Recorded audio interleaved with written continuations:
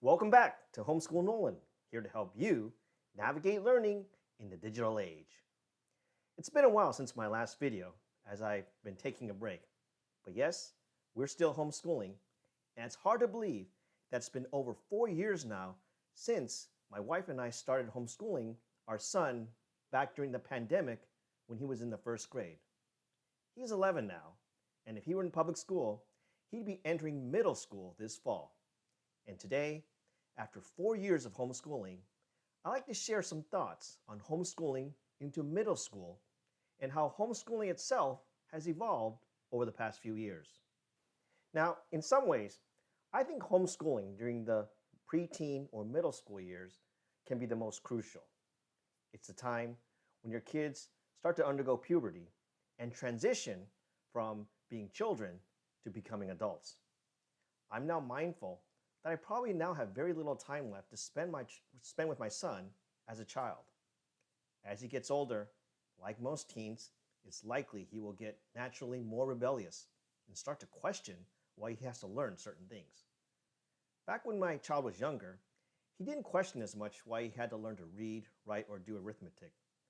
But now, as a preteen, I often have to explain why I want him to read a certain book or study a certain subject. But in addition, I've come to appreciate now one of the benefits of homeschooling, especially during the middle school years, is that it can also be better for your child's health, as it gives them more time to sleep. As I discussed in one of my previous videos, there are numerous health benefits to getting more sleep. But for kids especially, it can help them to learn and grow better. For my son in particular, he's been on the swim team for the past 2.5 years, which requires him to practice over 2 hours per day during the week. By homeschooling, he can sleep in more often and get more sleep and perhaps get an edge over his competitors. Now, I know some parents choose homeschooling because they wish to protect their children from certain agendas or influence which they disagree with and feel are being taught in the public schools, while other parents can be skeptical of homeschooling because they don't think it's a good idea to isolate their kids from the real world. For me, I try my best to strike a healthy balance between the two. By homeschooling, I can help my son avoid wasting time on subjects which I as a parent deem not as important, while at the same time, we make sure that he still interacts with other kids regularly, whether it's through organized sports or going to in-person learning centers where he can still meet and interact with other kids. Now, let me say though that my wife and I do intend to return our son to public school for high school. As much as we believe in homeschooling, we feel that by high school, we will probably reach our limit on what we can teach him as parents. We would also like to give him a chance to compete in organized high school sports. But perhaps more importantly, we also want to give him a chance to build up a record that he can use to apply to college. And this leads me to a truth I discovered about high school, at least in my area. And that is, kids often don't go to high school to learn. They instead, what they're really going to high school for is to build a transcript and a record to put onto a college application. So the key to doing well in high school is to master most of the subjects before you even get there, so you can more easily pick up those straight A's that you need to get into an elite college. Hence, the middle school years are really for preparing for high school. It's probably the last years where a lot of kids can really feel free to experiment, to explore, and to learn, and to take on difficult subjects without the fear of getting a bad grade.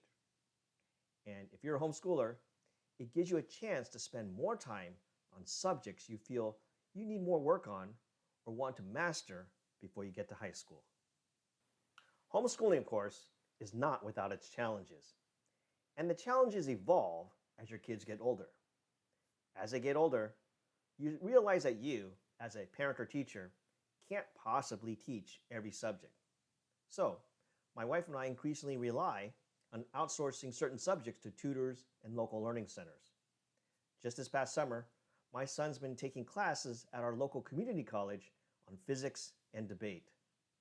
Now, as I mentioned, kids can also naturally become more rebellious as they enter the teen years. But the biggest challenge I find is battling screen addiction. Our kids in this digital age are growing up surrounded by technology. When they were little, I had to regulate them watching cartoons. But now, as my son gets older, I have to watch out for him being addicted to social media, online discussion groups, gaming, and other potentially harmful content on the internet.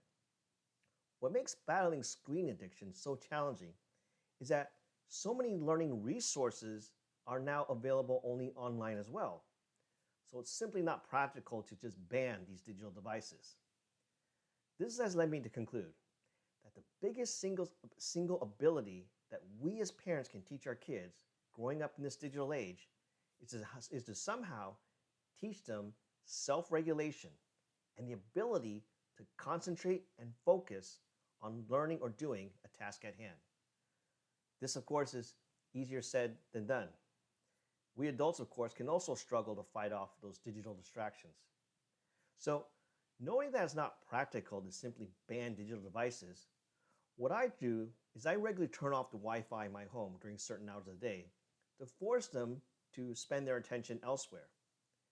It may not be the perfect solution, but at least reduces their time online and forces them to focus their attention elsewhere.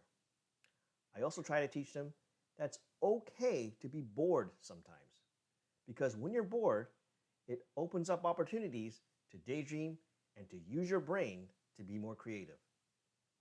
Speaking of technology, I'd now like to conclude by commenting on what is perhaps the biggest disruptor to learning and homeschooling, and that is AI, or artificial intelligence. You've no doubt heard by it now about ChatGPT and how it can do amazing things like write essays, generate images, and answer just about any question a high school or college student has to ask. Some people feel that AI can be the ultimate teacher, while others have so far dismissed it as a tool for cheating. So what is it? I recently read this book, Brave New Words: How AI Will Revolutionize Education, written by Salman Khan, who's the founder of Khan Academy, a popular online learning platform that some of you probably use. Now, Khan is pretty optimistic that AI can indeed help us to scale and provide a perfect personal tutor for everyone. But he's also clear that he doesn't think AI will ever replace human teachers. If anything, AI can instead become an ultimate teaching assistant to parents and teachers. Because one thing that AI can never do that's very important is to motivate your child. AI, of course, can only manifest itself through digital devices such as these. But these devices can also, again, be a source of infinite distractions. These devices alone can't motivate and encourage your children to push themselves to master a difficult subject and to persevere in the face of adversity. And that's why no matter what technologies emerge, the role of the homeschooling parent and the teacher is now actually more important than ever. And as my son enters the preteen years, I realize that I probably only have a few short years left for quality homeschooling. The most important thing I can teach him now is to appreciate the joy of learning and to develop the self-discipline and the focus needed to have an edge in an increasingly competitive world. Let me know what you think in the comments below.